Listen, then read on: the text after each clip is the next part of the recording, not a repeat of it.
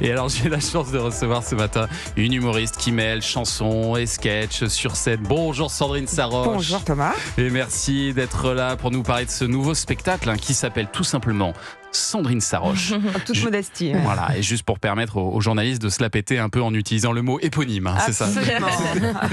Voilà. Et alors vous aviez pensé à l'appeler saison 2 à un moment? Oui. Et vous avez changé d'avis? Oui.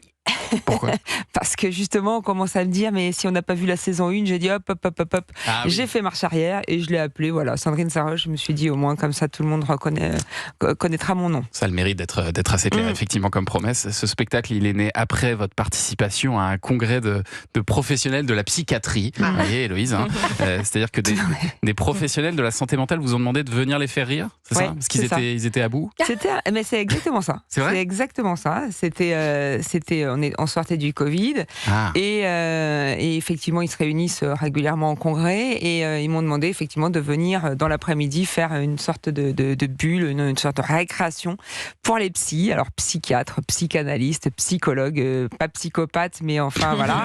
Et effectivement, en discutant avec eux, on s'est rendu compte qu'on faisait quand même le même métier. On a la même finalité. On a envie que les gens, les autres se sentent mieux, aillent mieux. Et ils m'ont dit on peut pas tout assurer. C'est là, on est débordé. Et vous avez cette mission, les humoristes, de nous aider aussi à faire en sorte que les autres aillent mieux. En fait, c'est une petite pression quand même. Hein. Je sais pas, mais non, mais c'est vrai qu'il y a eu un avant et un après Covid.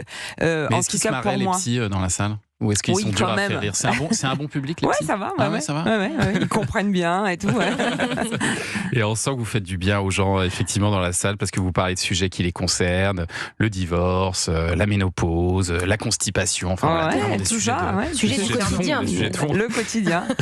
Et aussi parce que vous autorisez des vannes qu'on n'oserait plus forcément aujourd'hui, et que je peux pas répéter ici d'ailleurs, mais vous avez un bon truc pour vous dédouaner, Sandrine Saroche.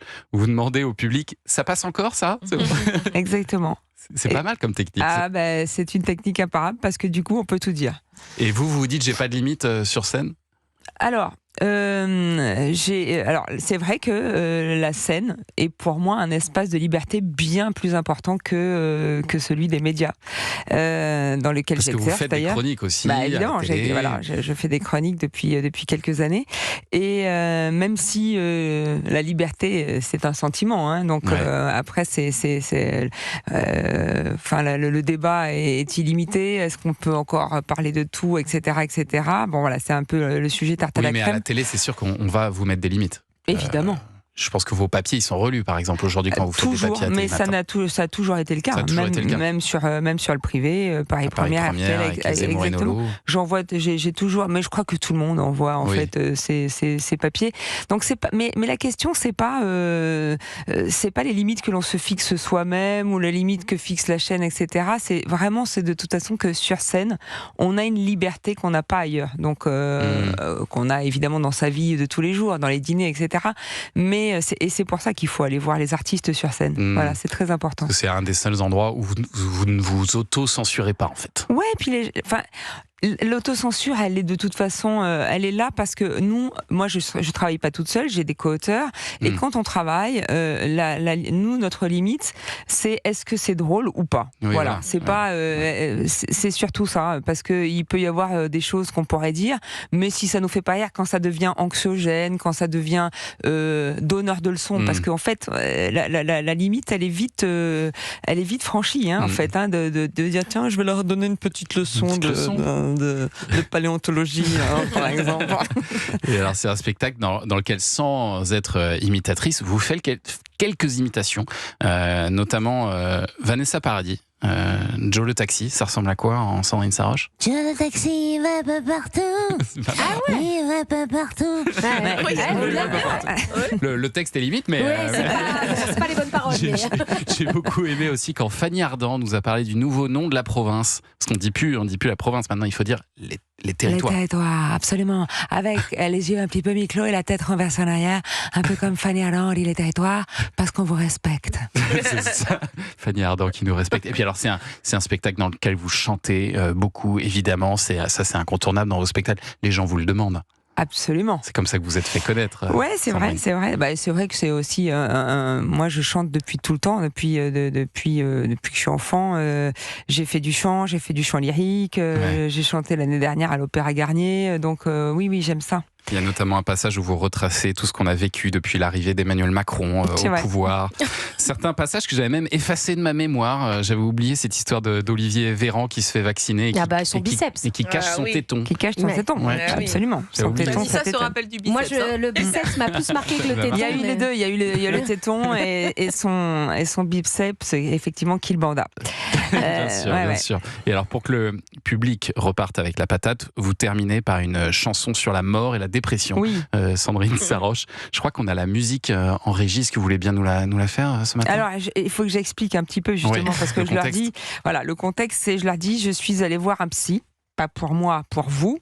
Et donc, il m'a dit, ne les laisse pas partir comme ça. Ne les laisse pas partir. En général, ils ont des angoisses de mort et de dépression. Ils ont peur de tomber dans la dépression.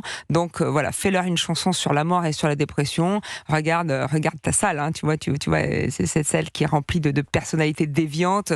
Alors, tu as des pervers narcissiques. En général, on les reconnaît, ils sont au premier rang. Beaucoup d'alcooliques, mais eux préfèrent rester anonymes. Et donc, voilà, vas-y. Et donc, je leur dis, je vous fais une chanson sur la mort et sur la dépression. On vous écoute.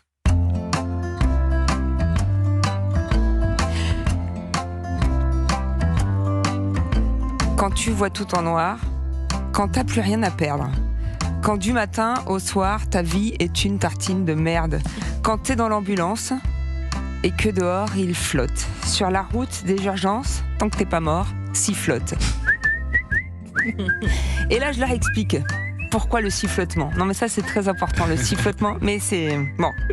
Quand t'as perdu l'espoir, quand t'es dans la panade, quand t'as cessé de croire que tu échapperas à l'EHPAD, quand t'apprends que ta femme s'est tapé tous tes potes, allez, c'est pas un drame. Tant que t'es vivant, sifflote. Ah oui. Oui, non, mais alors, c'est très important, le sifflotement. Je vais vous expliquer le sifflotement. Sifflotement... C'est pour poser ça, et c'est un vrai truc, ça. Ça marche vraiment. Mais écoutez, en tout cas, c'est un des moyens de poser sa respiration, parce que souvent, quand on est angoissé, c'est la fin de la vie de Brian. Ça ressemble à ça. On s'est inspiré effectivement de ça, absolument. C'est une des chansons qui est le plus diffusée dans les enterrements. Et effectivement, le sifflotement, ça permet de poser sa respiration. Voilà. Et on s'est rendu compte que on sifflote beaucoup moins, par exemple, qu'au début du XXe siècle. Souvent, on voyait dans les films, si on pense à l'ouvrier qui travaille, il sifflote. Ouais. Et on sifflote de moins en moins. Nos grands-pères sifflotaient. Nos grands-pères. C'est très agaçant d'ailleurs. C'est très énervant, quelqu'un qui sifflote. Moi, mon grand-père sifflotait dans le jardin tout le temps. Mais il faut re-siffloter. Et il faut re-siffloter. Re-sifflotons tous ensemble, bien sûr. Moi, je sifflote à mort. C'est vrai. Moi, dès que je peux siffloter, c'est vrai que moi aussi j'aime bien siffloter. Ouais. Non, mais vous avez raison maintenant que vous le dites. Allez, on va dresser votre portrait sonore dans un instant. Sandrine Saroche.